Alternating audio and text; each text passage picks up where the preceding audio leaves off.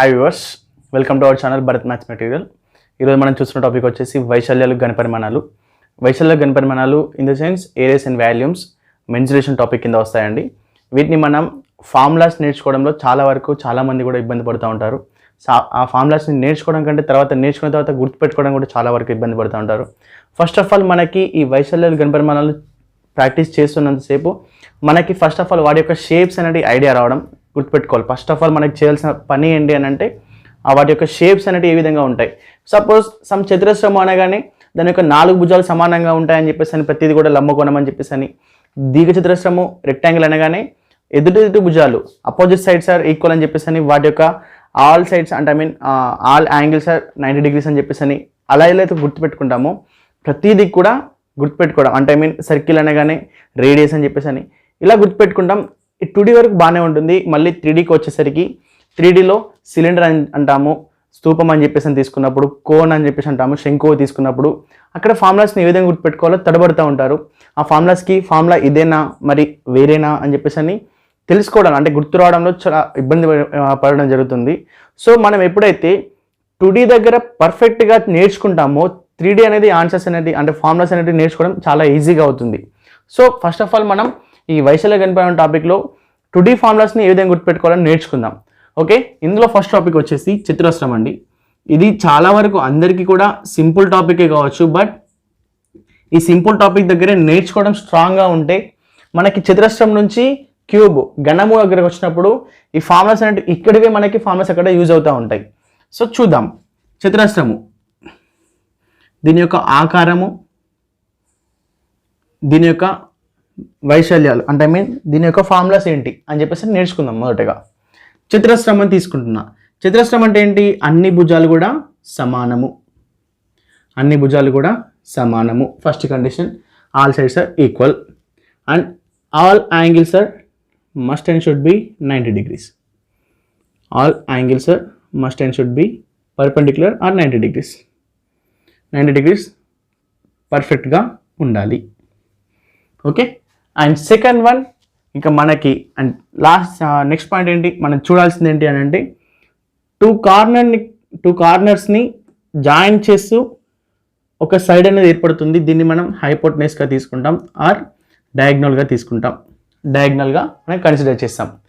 Okay, ఈ చతురస్రానికి capital A, capital B, capital C, capital D అని చెప్పేసి అని నేమింగ్ చేస్తే A to C hypotenuse or diagonal అని చెప్పేసి అని, అండ్ సమ్ ఏ అనేది సైడ్ ఆఫ్ స్క్వేర్ అని చెప్పేసి అని తీసుకోవచ్చు. ఇక మనకి ఈ రెండింటి నుంచి మనకి క్వశ్చన్స్ని అంటే చుట్టుకొలత, దానికి సంబంధించిన చుట్టుకొలత, దాని యొక్క సంబంధించిన వైశాల్యం అనేది ఏ విధంగా వస్తుందని చెప్పేసి అని నేర్చుకుందాం. ఫస్ట్ ఆఫ్ ఆల్ చుట్టుకొలత.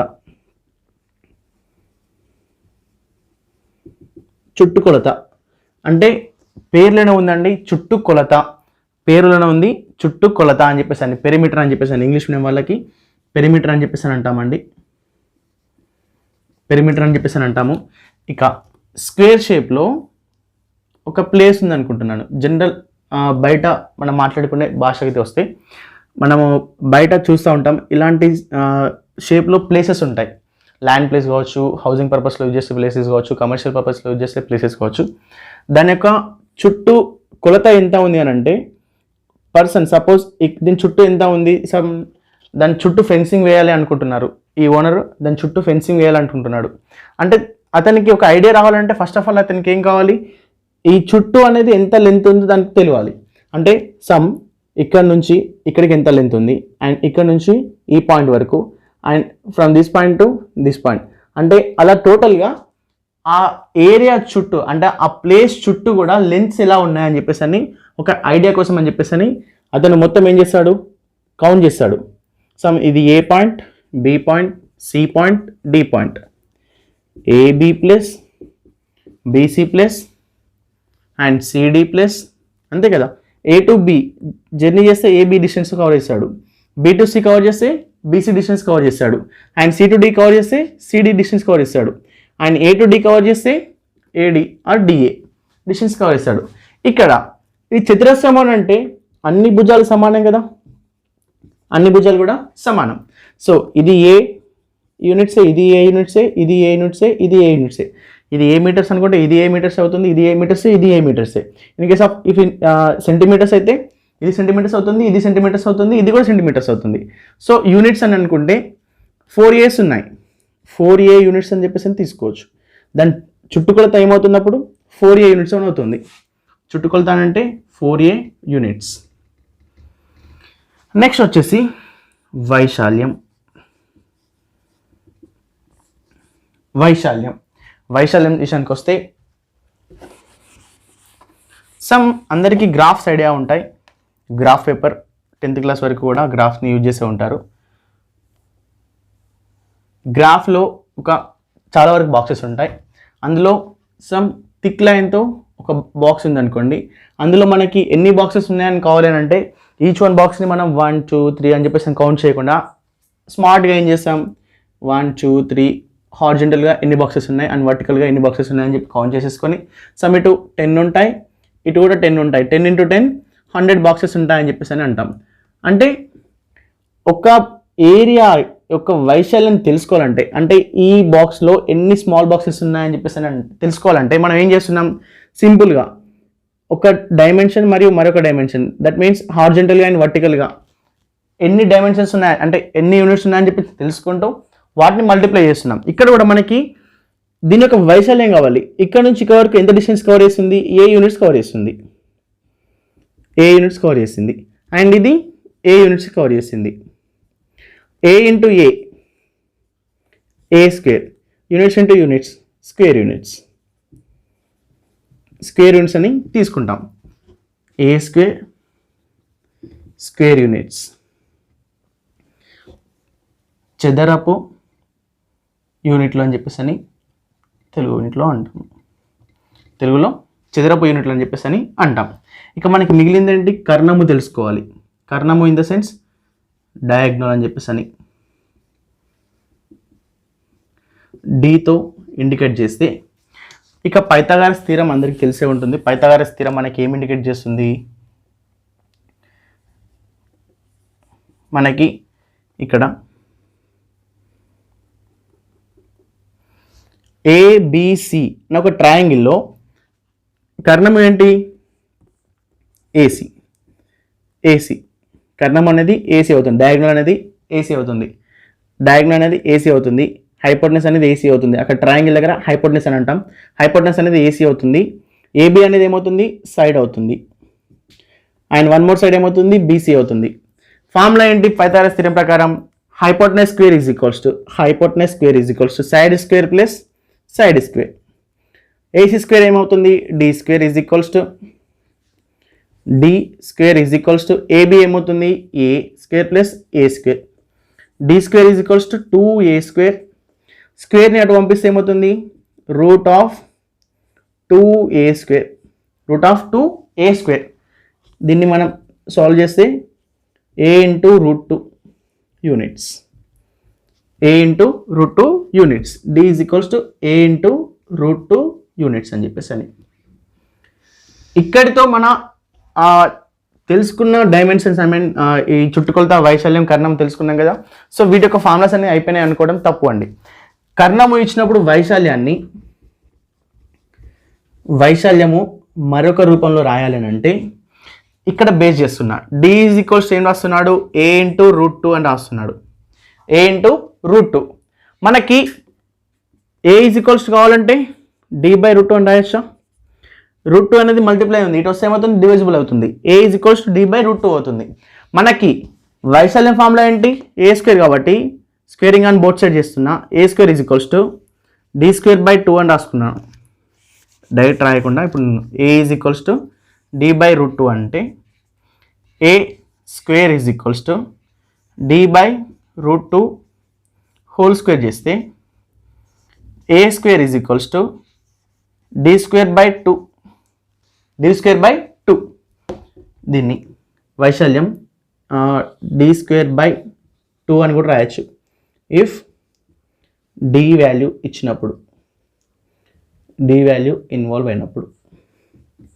ఓకే, మనకి క్వశ్చన్స్ అడుగుతూ ఉంటాడు ఏంటి అని అంటే, డయాగ్నల్ మనకి ఒక వాల్యూ వచ్చేసి ఇచ్చి దాని యొక్క వైశాల్యం ఎంత అని అడిగినప్పుడు మనము ఏం చేస్తాం, డి నుంచి a√2 అని రాసేసుకొని అప్పుడు ఏ వాల్యూ రావాలంటే d/√2 అని రాసేసుకొని ఏ వాల్యూ వచ్చాక మళ్ళీ ఏని a² చేయడం, ఇవన్నీ చేయడం కంటే డి వాల్యూ ఇచ్చాక వైశాల్యం అడిగాడు అనుకోండి d²/√2 అని చెప్పేసి తీసుకుంటే ఆన్సర్ అనేది ఈజీగా అయిపోతుంది.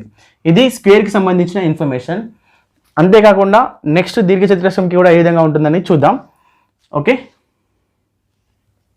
మనం ఇప్పటిదాకా చతురస్రం పైన ఫార్ములాస్ని మనం ఏ విధంగా గుర్తుపెట్టుకోవాలో చూసాం. చతురస్రం నేర్చుకున్న వెంటనే మనం నేర్చుకోవాల్సిన టాపిక్ ఏంటి అంటే ఘనము నేర్చుకోవాలి. ఘనము నేర్చుకుంటే ఈజీగా ఆన్సర్స్ అంటే అక్కడ ఫార్ములాస్ అనేవి ఈజీగా గుర్తుంటాయి. ఘనము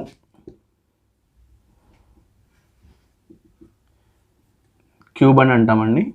క్యూబ్ ఇక చతురస్రానికి క్యూబ్కి రిలేషన్ ఏంటి అని అంటే ఇక చాలామంది అంటారు తెలుసు అది ఇది సేమ్ అంటారు కదా సార్ అని చెప్పేసి అనుకోకండి.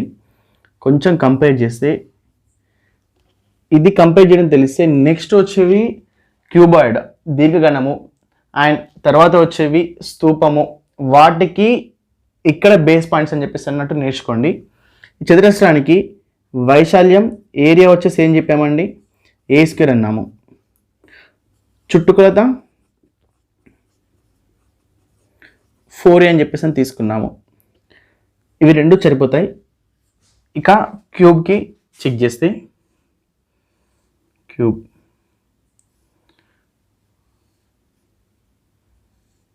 ఇది 3D డైమెన్షన్ అంటాము. ఏవైతే మనం ఘనపరిమాణాలుగా చెప్తామో వాటన్నిటికి కూడా 3D డైమెన్షన్గా మనం కన్సిడర్ చేయాలి. ఏవైతే మనం కేవలం వైశాల్యాలను మరియు చుట్టుకొలతను మాత్రమే చెప్పగలుగుతామో వాటన్నిటిని కూడా 2D షేప్స్గా మనం కన్సిడర్ చేయాల్సి వస్తుంది. ఇక లెంత్, బ్రెడ్త్, ఇది హైట్. ఇది కూడా అంటే హైట్ అంటే ఈ కార్నర్ నుంచి మనం ఎంత హైట్ అయితే బిల్డ్ చేస్తున్నామో ఇది ఒక హైట్, ఈ కార్నర్లో ఒక హైట్, ఈ కార్నర్లో ఒక హైట్ ఉంటుంది. ఈ కార్నర్ హైట్ అనేది ఏగా ఉండాలి. మనకు తెలుసు ఈ కింద కనిపించేదంతా కూడా స్క్వేర్ షేప్లో ఉంటుంది. ఆ రెండు భుజాలు అంటే 4 భుజాలు కూడా సమానంగా ఉంటాయి. అదే భుజంతో అంటే ఇక్కడ ఎంతైతే లెంత్ ఉంటుందో అంతే లెంత్తో మనం హైట్ని బిల్డ్ చేసినట్టయితే క్యూబ్ అని చెప్పేసి అంటాము. ఇక మనం పర్ఫెక్ట్గా చెప్పాలి అని అంటే ఇందులో మనకి ప్రక్కతల వైశాల్యం,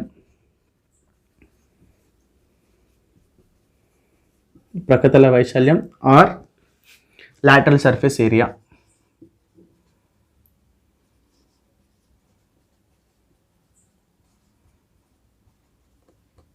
లాటరల్ సర్ఫేస్ ఏరియా అని తీసుకుంటాము. లాటరల్ సర్ఫేస్ ఏరియా అంటే అసలు లాటరల్ సర్ఫేస్ ఏరియా అంటే ఏంటి, టోటల్ సర్ఫేస్ ఏరియా అంటే ఏంటి, సంపూర్ణతల వైశాల్యం అంటే ఏంటి, లాటరల్ సర్ఫేస్ ఏరియా అన్న ప్రక్కతల వైశాల్యం అన్న ఒకటే అండి. అండ్ టోటల్ సర్ఫేస్ ఏరియా సంపూర్ణతల వైశాల్యం అన్న ఒకటే అండి. ఇక ఘన పరిమాణము వాల్యూమ్ అన్న సేమ్. అంటే వాల్యూమ్ అనేది తెలుగులో, వాల్యూమ్ అనేది ఇంగ్లీష్లో, ఘన పరిమాణం అనేది తెలుగులో. ఓకే, ఇక ప్రక్కతల వైశాల్యం లాటరల్ సర్ఫేస్ ఏరియా. మనకి అసలు ప్రక్కతల వైశాల్యాన్ని మన లాటరల్ సర్ఫేస్ ఏరియాని మనం చెప్తాము 4a² అని చెప్పేసి తీసుకుంటే ఆన్సర్ అనేది అయిపోతుంది. సార్ అసలు 4a² ఎందుకు వచ్చింది అది తెలియాలి కదా. ఇక 4a² ఎందుకు కావాలి అని అంటే ఇప్పుడు సపోజ్ ఈ ఏరియా ఉంది, నేను డ్రా చేస్తున్న ఏరియా ఈ ఆబ్జెక్ట్కి బాటమ్ ఏరియా అండి, ఈ ఆబ్జెక్ట్కి bottom area. And one more again నేను డ్రా చేస్తున్న ఏరియా వచ్చేసి టాప్ ఏరియా. ఇది టాప్ ఏరియా, ఇది బాటమ్ ఏరియా. ఇది టాప్ ఏరియా, ఇది బాటమ్ ఏరియా. ఇక రిమైనింగ్ చూస్తే ఫస్ట్ ఫేసింగ్ కనిపిస్తుంది, ఈ ఫేస్లో మనకు ఒక ఫేస్ కనిపిస్తుంది, అదొక ఏరియా ఉంది కదా. అంటే సమ్ పర్సన్ ఇక్కడ మధ్యలో నిల్చున్న వ్యక్తి 4 సైడ్స్ని కవర్ చేయాలి, ప్రక్కలకు మాత్రమే చూడాలి. మన ఇక్కడ ఏమడుతున్నాడు, ప్రక్కతల వైశాల్యం అన్నాడు. అంటే సపోజ్ ఇక్కడ నేను నిల్చున్న రూమ్లో నుంచి ఎగ్జాక్ట్లీ మిడిల్లో మీరు నిల్చున్న రూమ్లో నుంచి మీ ప్రక్కలకి 4 గోడలు ఉంటాయి కదా, ఆ 4 గోడలు కూడా సమానమైన వైశాల్యంతో ఉన్నాయనుకున్నాం అనుకోండి. ఇక్కడ సమ్ పర్సన్ నిల్చొని చూస్తూ ఉంటే ఇతనికి పక్క కనిపిస్తుంది, లెఫ్ట్ సైడ్లో ఒక వాల్ కనిపిస్తుంది, రైట్ సైడ్లో ఒక వాల్ కనిపిస్తుంది, నా బ్యాక్ సైడ్లో అండ్ ఫ్రంట్ సైడ్లో కూడా ఒక వాల్ కనిపిస్తున్నాయి. 4 వాల్స్ కనిపిస్తున్నాయి. 4 వాల్స్ కూడా ఈక్వల్ ఏరియాని కలిగి ఉంటాయి, ఎందుకంటే హైట్ సేమ్ ఉంటుంది అండ్ లెంత్ కూడా సేమ్ ఉంటుంది. అన్ని కూడా హైట్ లెంత్, ఇటు కూడా హైట్ అండ్ లెంత్, ఇవన్నీ కూడా సేమ్ ఉంటున్నాయి కదా. అంటే ఇప్పుడు ఇది ఏ స్క్వేరే, ఇక్కడ కూడా ఏ స్క్వేర్, ఇక్కడ ఏ స్క్వేర్, ఇక్కడ ఏ స్క్వేర్ అవుతుంది. ఏ square plus A square plus A square plus A square అంటే 4a స్క్వేర్ అవుతుంది. లాటరల్ లిటరల్గా కవర్ చేసే ఏరియా కాబట్టి, అంటే సైడ్స్ మాత్రం కవర్ చేస్తున్న ఏరియా కాబట్టి ప్రక్కతల వైశాల్యంగా తీసుకుంటాం. ఇక సంపూర్ణతల వైశాల్యం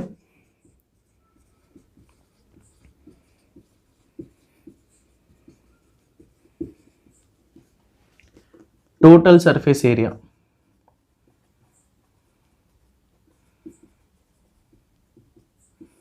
టోటల్ సర్ఫేస్ ఏరియా అని చెప్పేసానంటే ఇక మనం ఇప్పటిదాకా 4 వాల్స్ని చూసాం కదా, మన సరౌండింగ్స్లో ఉన్న 4 వాల్స్ని చూసాం.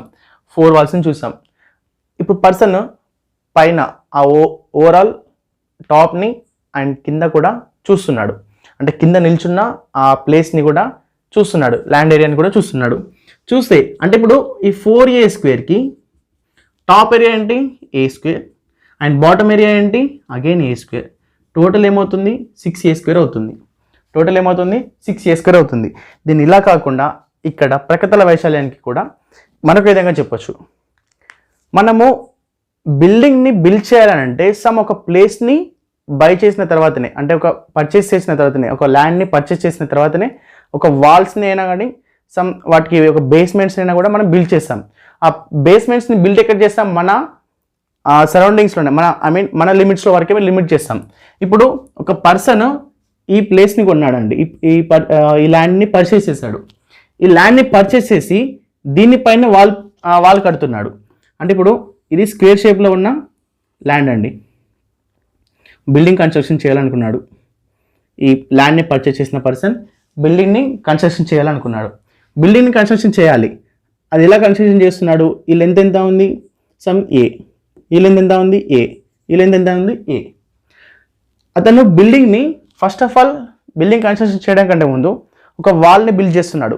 అతని యొక్క లిమిట్స్, ఇది తన లిమిట్, ఇది తన లిమిట్, ఇది తన లిమిట్, ఇది తన లిమిట్. పక్కన ప్లేసెస్ ఉంటాయి, ఆ ప్లేసెస్లోకి వెళ్ళట్లేదు, తన లిమిట్స్లోనే వాల్ని బిల్డ్ చేస్తున్నాడు. వాల్ని బిల్డ్ చేయాలి అండ్ అది కూడా ఈ లెంత్ ఎంత ఉంటుందో అంతే హైట్తో బిల్డ్ చేయాలి. అంటే ఇతను బిల్డ్ చేసే హైట్ కూడా ఏ డిస్టెన్స్ అవుతుంది కదా, అంటే కింద ప్లేస్లో నుంచి ఎంత హైట్ కడుతున్నాడు, ఇది ఎంత చుట్టుకొలత 4a డిస్టెన్స్లో దాని యొక్క చుట్టూ గోడ కడుతున్నాడు. దాని యొక్క చుట్టుకొలత ఎంత 4a. ఆ 4a డిస్టెన్స్లో ఎంత హైట్లో కడుతున్నాడు గోడని, ఏ హైట్లో కడుతున్నాడు, ఏ హైట్లో గోడని కడుతున్నాడు. 4a ఇంటూ ఏ అంటే 4a స్క్వేర్, 4a స్క్వేర్ అని చెప్పేసి అని. ఓకే, ఇలా మనం గుర్తుపెట్టుకోవచ్చు. ఓకేనా. నెక్స్ట్ వచ్చేసి ఈ 4a స్క్వేర్కి మనకి bottom area and top area రెండు ఏరియాని కలిపితే ఏమవుతుంది టోటల్ సర్ఫేస్ ఏరియా అవుతుంది.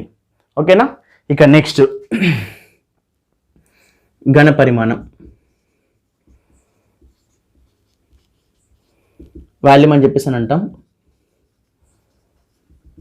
వాల్యూమ్, ఘన పరిమాణం వాల్యూమ్ అని చెప్పేసి అని అంటాం. ఇక వాల్యూమ్ విషయానికి వస్తే ఇందులో కొన్ని వాటర్ మనం నింపాలి. అని అంటే దాని యొక్క స్పేస్ ఎంత ఉంది, దాని యొక్క క్వాంటిటీ ఎంత అని చెప్పేసి తెలిస్తేనే మనం నింపడానికి ఛాన్సెస్ ఉంటాయి. ఇప్పుడు సపోజ్ దీని క్వాంటిటీ అని చెప్తాం, కింద మనం బేస్ని ఆధారంగా చేసుకొని దాని యొక్క వాల్యూమ్ని మనం చెప్పడం జరుగుతుంది. ఇప్పుడు బేస్ అనేది ఏరియా ఎంత ఉంది, ఏ స్క్వేర్ ఉంది. బేస్ ఏరియా ఎంత అండి, ఏ స్క్వేర్. దాని యొక్క బేస్ ఏరియా ఇంటూ హైట్గా చెప్పాలి. ఎప్పుడైనా కూడా ఒక ఘన పరిమాణం చెప్పాలి అని అంటే, ఒక వాల్యూమ్ని మనం చెప్పాలనుకున్నామంటే దాని యొక్క బేస్ ఏరియా ఇంటూ ఆ ఆబ్జెక్ట్ యొక్క హైట్ని మనం బేస్ చేసుకొని చెప్పడం జరుగుతుంది. బేస్ ఏరియా ఎంత అండి, ఏ స్క్వేర్. దీని హైట్ ఎంత, ఏ స్క్వేర్ ఇంటూ ఏ అంటే ఏ క్యూబ్. ఏ క్యూబ్ అనేది దాని యొక్క ఘన పరిమాణం వాల్యూమ్గా మనం చెప్తాము. ఇక్కడ మనకి ఏమీ లేదండి. ప్రక్కతల వైశాల్యము అని అంటే చతురస్రం యొక్క 4 వైపులా గోడని ఎంత అయితే హైట్లో కట్టామో, అంటే ఎంత అయితే హైట్లో మనం బిల్డ్ చేస్తామో ఆ హైట్తో మల్టిప్లై చేస్తే, చతురస్రం యొక్క చుట్టుకొలతని ఆ హైట్తో మల్టిప్లై చేస్తే వచ్చేది మనకి ప్రక్కతల వైశాల్యం. ఇక ఘన పరిమాణం అని అంటే చతురస్రం యొక్క వైశాల్యాన్ని దాని యొక్క ఎత్తుతో హైట్తో మల్టిప్లై చేస్తే మనకు వచ్చేది ఘన పరిమాణం యొక్క ఫార్ములా వస్తుంది. ఇక సంపూర్ణతల వైశాల్యం అంటే ప్రక్కతల వైశాల్యానికి టాప్ ఏరియా మరియు బాటమ్ ఏరియాని రెండింటిని కలిపినట్లయితే సంపూర్ణతల వైశాల్యం టోటల్ సర్ఫేస్ ఏరియా అని తీసుకుంటాం. ఇది మనకి చతురస్రంని క్యూబ్ని చతురస్రం నేర్చుకున్న తర్వాత మనం వెంటనే నేర్చుకోవాల్సిన టాపిక్ ఏంటి అని అంటే ఘనమును నేర్చుకుంటే ఈజీగా ఫార్ములాస్ని మనం గుర్తుపెట్టుకోవడానికి ఛాన్సెస్ ఉంటాయి. ఓకే, నెక్స్ట్ మనం ఏం చేస్తాము? దీర్ఘచతురస్రము, దీర్ఘఘనము. ఓకేనా? దీర్ఘచతురస్రంకి ఏ విధంగా ఉంటుంది, దీర్ఘఘనంకి ఏ విధంగా ఉంటుంది నేర్చుకుందాం. నెక్స్ట్ టాపిక్ వచ్చేసి దీర్ఘచతురస్రం పైన చూద్దామండి. దీర్ఘచతురస్రము, రెక్టాంగిల్.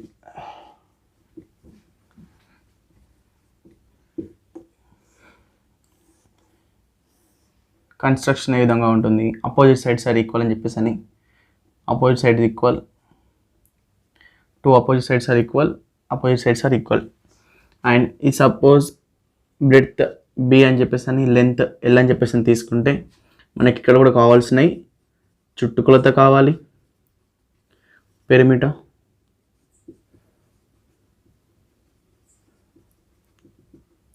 అండ్ నెక్స్ట్ వన్ వైశాల్యం కావాలి, area, and one more one కర్ణము ఆర్ డయాగ్నల్గా మనం చూస్తాం. ఇక చుట్టుకొలత అని అంటే లెంత్, బ్రెడ్త్. చుట్టుకొలత ఇక్కడ స్టార్ట్ చేసిన పర్సన్ లెంత్ అంటే మీన్ టోటల్ జర్నీని అంటే దాని చుట్టూ తిరిగి రావాలి. ఇదే షేప్లో ఉన్న ఒక గ్రౌండ్ అనుకోవచ్చు. ఒక గ్రౌండ్ అంటే ఇక్కడ స్టార్ట్ చేసిన పర్సన్ వాకింగ్ని కంప్లీట్గా మనము ఎంత డిస్టెన్స్ని కవర్ చేశాడు అని అంటే మనం చెప్తాం L distance plus L plus B అని చెప్పేసి అని అంటాం. L plus next one distance B plus and next one L sum B. 2 Ls ఉన్నాయి కాబట్టి 2L, 2 Bs ఉన్నాయి కాబట్టి 2B. ఎల్ అంటే రెండిట్లో కూడా 2 కామన్ ఉంది కాబట్టి 2ని కామన్ తీస్తున్నా. 2ని కామన్ తీస్తే 2 ఆఫ్ ఎల్ ప్లస్ బీగా రాయొచ్చు. ఇదేంటి చుట్టుకొలత ఏమవుతుంది? 2 ఆఫ్ ఎల్ ప్లస్ బిగా మనం చేయొచ్చు. నెక్స్ట్ వైశాల్యం వచ్చేసి లెంత్ ఇంటూ బ్రెడ్త్, హార్జెంటల్గా దీని వైశాల్యం అంటే ఇప్పుడు ఎంతవరకు ఆక్యుపై చేసింది అని అంటే లెంత్లో ఎంతవరకు అండి? ఎల్ డిస్టెన్స్ని, ఎల్ ఇంటూ బ్రెడ్త్లో బి యూనిట్స్ని, L into B LB square units, పెరిమీటర్కి వచ్చేసి యూనిట్స్. నెక్స్ట్ వచ్చేసి కర్ణము D is equals to D square is equals to L square plus B స్క్వేర్గా రాయొచ్చు కదా. అంటే hypotenuse square is equals to భుజము స్క్వేర్ ప్లస్ భుజము square, hypotenuse square is equals side square plus side స్క్వేర్గా తీసుకుంటే ఎల్ స్క్వేర్ ప్లస్ బి స్క్వేర్గా తీసుకుంటే డి ఈజ్ ఈక్వల్స్ టు ఏమవుతుంది? Under root of L square plus B స్క్వేర్గా రాయొచ్చు. Under root of L square plus B స్క్వేర్గా రాయొచ్చు. Okay, ఇక ఇది మనకి ఉన్న దీర్ఘచతురస్రం పైన టాపిక్స్. దీర్ఘచతురస్రం నుంచి మనం నేర్చుకోవాల్సినవి ఏంటి అని అంటే దీర్ఘఘనమును నేర్చుకోవాలి. దీర్ఘఘనం ఏ విధంగా వస్తుంది అని అంటే చూద్దాం. దీర్ఘఘనము ఇప్పుడు దీర్ఘచతురస్రం పైన చుట్టుకొలత వచ్చింది, వైశాల్యం వచ్చింది, కర్ణం వచ్చింది. మనం దీని నుంచి మనం అడ్వాన్స్గా ఏం చేయాలి? దీని వెంటనే నేర్చుకోవాల్సిన టాపిక్ వచ్చేసి దీర్ఘఘనము అని చెప్పేసి అని, దీర్ఘఘనము అని చెప్పేసి అని నేర్చుకోవాలి. క్యూబాయిడ్ అని అంటామండి, క్యూబాయిడ్. ఓకే, ఈ క్యూబాయిడ్కి దాని యొక్క షేప్ అండ్ వన్ మోర్ మనము ఏవైతే నేర్చుకున్నామో ఘనము దగ్గర వీటి దగ్గర కూడా అదే విధంగా నేర్చుకోవడం జరుగుతుంది. చూద్దాం.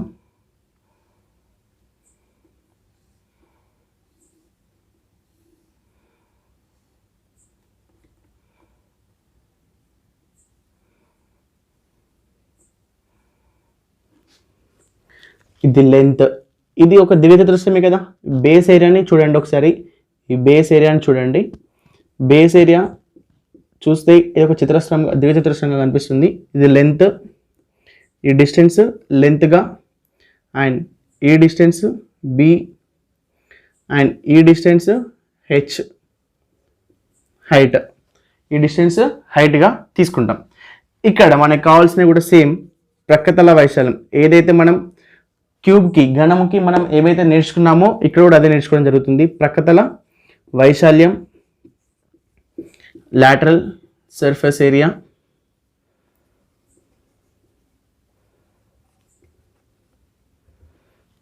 and total surface area, సంపూర్ణ తల వైశాల్యం,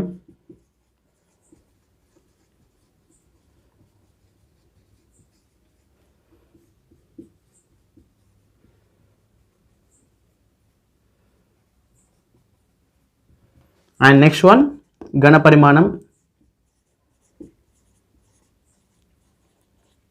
వాల్యూమ్ అని చెప్పేసి అని తీసుకోవాలి. ఇవి కావాలంటే మనకి ఫస్ట్ ఆఫ్ ఆల్ ఏం గుర్తుండాలి, 2Dలో 2D ఇన్ ద సెన్స్ వైశాల్యాల దగ్గర ఏం లేదండి. 2D 3D అని చెప్పేసి అని ఎందుకు మనం ఇట్లా డివైడ్ చేస్తామనంటే 3D ఆబ్జెక్ట్స్ ఏంటి అని అంటే ఘన పరిమాణాల దగ్గర తీసుకుంటాం. ఘన పరిమాణాలు మనం క్యాలిక్యులేట్ చేసేటివన్నీ కూడా 3D ఆబ్జెక్ట్స్ అండి. లైక్ శంకువు కావచ్చు, లైక్ స్తూపం కావచ్చు. శంకువు ఇన్ ద సెన్స్ కోన్ అని చెప్పేసి అని, స్తూపం అంటే సిలిండర్ అని చెప్పేసి అని, ఇలా ఏవైనా కూడా స్పియర్ కావచ్చు, గోళమునైనా అర్ధగోళము హెమిస్పియర్ అయినా కూడా ఇవన్నీ కూడా ఏంటి అని అంటే 3D ఆబ్జెక్ట్స్ అండి. అవన్నీ కూడా ఆబ్జెక్ట్స్ మనం ఏమంటాం 3Dగా కన్వర్జన్ చేస్తాం. 2D షేప్స్ అని అంటే వైశాల్యాలు, ప్లేసెస్ని మనం ఇప్పుడు ఒక ఫార్మింగ్ ఏరియా ఉండొచ్చు, లేకుంటే కన్స్ట్రక్షన్ ఏరియా ఉండొచ్చు. ఇవన్నీ కూడా మనం ఏంటి అని అంటే 2D షేప్స్లో వచ్చే ఏరియాస్ అని చెప్పేసి అని తీసుకుంటాం. ఇక వైశాల్యం విషయానికి వస్తే 2Dలో వైశాల్యం విషయం గురించి తెలుసుకుంటామండి. ఇక్కడ మనకి దీర్ఘానం యొక్క ప్రకతల వైశాల్యం, సంపూర్ణతల వైశాల్యం, ఘన పరిమాణం కావాలి అని అంటే మనకు ఫస్ట్ ఆఫ్ ఆల్ దీర్ఘచతురస్రం యొక్క వైశాల్యాలు ఏంటి, వైశాల్యం ఎంత ఉంది గుర్తుపెట్టుకోవాలి, చుట్టుకొలత ఎలా ఉంది అని గుర్తుపెట్టుకోవాలి. ఇందాక మనం డిస్కస్ చేస్తాం చుట్టుకొలత ఏ విధంగా వచ్చిందని చెప్పేసి అని 2/L+B అని, అండ్ వైశాల్యం L/B అని చెప్పేసి అని తీసుకున్నాం. ఇక ప్రకతల వైశాల్యం అని అంటే దీని యొక్క ప్రక్కలకి అంటే ఫస్ట్ ఆఫ్ ఆల్ దీనికి బేస్ అనేది ఈ ఏరియానే కదా, దీర్ఘచతురస్రమే కదా.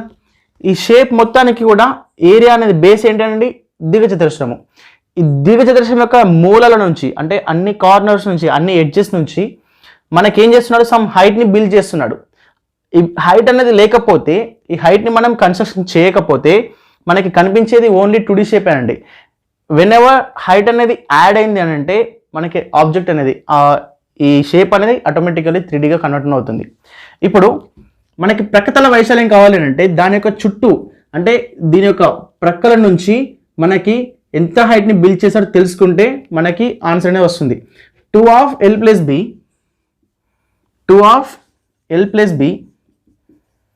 ఇంటూ హైట్ ఎంత అండి హెచ్.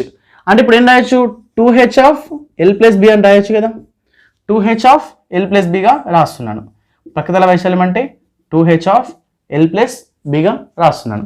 ఇక సంపూర్ణతల వైశాల్యం అంటే మనం ఏం చేస్తాము, ప్రక్కతల వైశాల్యానికి 2h/L+Bకి టాప్ ఏరియాని కలపాలి అండ్ బాటమ్ ఏరియాని కలపాలి. స్లాబ్ పోస్తున్నప్పుడు అని అంటే పైన ఏరియా క్లోజ్ అయిపోతుంది, కింద ఫ్లోర్ చేస్తున్నప్పుడు కింద ఏరియా కూడా క్లోజ్ అయిపోతుంది. అంటే టాప్ ఏరియా ఏంటి, లెంత్ ఇంటూ బ్రెడ్త్ కదా. ఇది లెంత్, ఇది బ్రెడ్త్, ఇది లెంత్, ఇది బ్రెడ్త్. అంటే లెంత్ ఇంటూ బ్రెడ్త్ అనేటివి రెండు ఉన్నాయి. 2h/L+B plus 2/LB. ఇంకా వీటిని సాల్వ్ చేస్తే 2LH plus 2BH plus 2/LB. ఇక 2 అన్నిట్లో నుంచి కామన్ తీస్తే 2/LH plus BH plus LB. దీన్ని మనం ప్రొనౌన్సియేషన్ కోసం 2/LB plus BH plus LH అని చెప్పేసి అని తీసుకుంటాం. ఇదేంటి మనకి సంపూర్ణతల వైశాల్యం 2/LB plus BH plus LH. ఇది ఏ విధంగా వచ్చింది, ప్రక్కతల వైశాల్యానికి మనము పైభాగ వైశాల్యం మరియు కింది భాగ వైశాల్యం top area and bottom area రెండింటిని కలుపుతున్నాం కాబట్టి మనకి వచ్చేది ఏంటిది సంపూర్ణతల వైశాల్యం అండ్ టోటల్ సర్ఫేస్ ఏరియా అనే వస్తుంది. ఇక లాస్ట్ వన్ ఘన పరిమాణం. ఘన పరిమాణం కావాలంటే బేస్ ఏరియా ఇంటూ హైట్ అండి. ఎప్పుడైనా గుర్తుపెట్టుకోండి, ఈ ఆబ్జెక్ట్ యొక్క base area into height. Base area ఏమవుతుంది ఇప్పుడు మనకి L/B కదా, L/B. ఈ L/B హైట్ అనేది ఎంత హైట్ అనే L/B అనే లెంత్ అనేది అంటే ఈ డైమెన్షన్ అనేది ఎంత హైట్లో బిల్డ్ అయి ఉంది, H హైట్లో బిల్డ్ అయి ఉంది. అంటే ఇదేమవుతుంది వాల్యూమ్ అనేది L/B ఇంటూ H అవుతుంది. క్యూబ్ యూనిట్స్ అని తీసుకుంటాం మనం. యూనిట్స్ వచ్చేసి క్యూబ్ యూనిట్స్, ఇవి స్క్వేర్ యూనిట్స్, ఇది కూడా స్క్వేర్ యూనిట్స్ అండి. ఓకే, ఇవి మనకి దీర్ఘచతురస్రమైన దీర్ఘఘనం దగ్గర మనం నేర్చుకోవాల్సిన ఫార్ములాస్ అండి. ఈ ఫార్ములాస్ని మనం ఈ 2h/L+B అని చెప్పేసి అని కాకుండా మనకి 2/L+B అని అంటే ఏంటి దీర్ఘచతురస్రము, దానికి హైట్ యాడ్ చేస్తున్నప్పుడు 2h/L+B అని చెప్పేసి అని. ఈ 2h/L+Bకి మనం ఏం చేస్తున్నాడు, పై భాగ వైశాల్యం కింది భాగ వైశాల్యం కలుపుతున్నాడు. సో ఇక్కడ మనకి ఆ విధంగా గుర్తుపెట్టుకుంటే ఆన్సర్ అనేది అంటే సొల్యూషన్ అనేది ఈజీగా గుర్తుంటుంది. ఫార్ములాస్ అనేది ఎప్పుడైనా మర్చిపోవడానికి చాలా ఆస్కారం ఉంటుంది, ఎందుకంటే నాన్ మ్యాథ్స్ స్టూడెంట్స్ ఉంటారు, వాళ్ళకి ఇవన్నీ కొత్తగా అనిపిస్తుండొచ్చు. వాళ్ళకి ఏంటంటే ఫార్ములాస్ని ఫార్ములా విధంగా కాకుండా కొంచెం ఏ విధంగా వచ్చింది, ఎక్స్ట్రాక్షన్ అనేది ఏ విధంగా జరిగిందని చెప్తే ఈజీగా అనేది గుర్తుంటుంది. అండ్ వాల్యూమ్ అని అంటే ఎప్పుడైనా గుర్తుపెట్టుకోండి, ఒక ఆబ్జెక్ట్ యొక్క బేస్ ఏరియా ఇంటూ దాని యొక్క హైట్ని మనం ఏం చేస్తామంటే మల్టిప్లై చేసి మనకి వాల్యూమ్గా తీసుకుంటాము. ఇది మనకి జరిగిన చిన్న బేసిక్, అంటే ఈ ఫార్ములాస్ అనేది ఏ విధంగా గుర్తుపెట్టుకోవాలి. ఒక ఏరియాస్ అండ్ వాల్యూస్ పైన జస్ట్ ఒక ఫార్ములాస్ గుర్తుపెట్టుకోవడానికి ఒక 2-3 వీడియోస్ చేయడం జరుగుతుంది. వీటిని తప్పకుండా చూడండి. చూస్తేనే మీకు ఫార్ములాస్ అనేది ఏ విధంగా గుర్తుపెట్టుకోవాలని చిన్న ఒక ఐడియా వస్తుంది. వాటి తర్వాత మనం ప్రాబ్లమ్స్ని ఏ విధంగా చేద్దామని చెప్పేసి అని తెలుసుకోవచ్చు. అండ్ ఫస్ట్ ఆఫ్ ఆల్ మేము అనుకుంటున్నా, అంటే మా ఛానల్ తరపున మేము చేస్తున్న ప్రయత్నం ఏంటి అని అంటే ప్రతి టాపిక్ నుంచి కూడా బేసిక్ కాన్సెప్ట్స్ని చెప్పాలని చెప్పేసి అని అనుకుంటున్నాము. ఆ బేసిక్ కాన్సెప్ట్స్ అన్నీ చెప్పిన తర్వాత ఒక ఫ్లోలో క్వశ్చన్స్ని మీకు ఇవ్వడానికి ట్రై చేస్తామండి. సో అందరూ కూడా సబ్స్క్రైబ్ చేయండి. ఇలాంటి టాపిక్స్ ఇంకేమైనా మీకు డౌట్స్ ఉండి సార్ ఇది కాదు అండ్ సో ఈ టాపిక్ చెప్పండి అని చెప్పేసి మీకు ఏమైనా అనిపిస్తే కామెంట్ సెక్షన్లో కామెంట్ చేయండి. అండ్ అలానే వీడియో నచ్చినట్లయితే లైక్ చేసి సబ్స్క్రైబ్ చేసుకోండి. అండ్ అలానే మీ ఫ్రెండ్స్ అందరూ కూడా షేర్ చేయండి. Thanks for watching video. Thank you.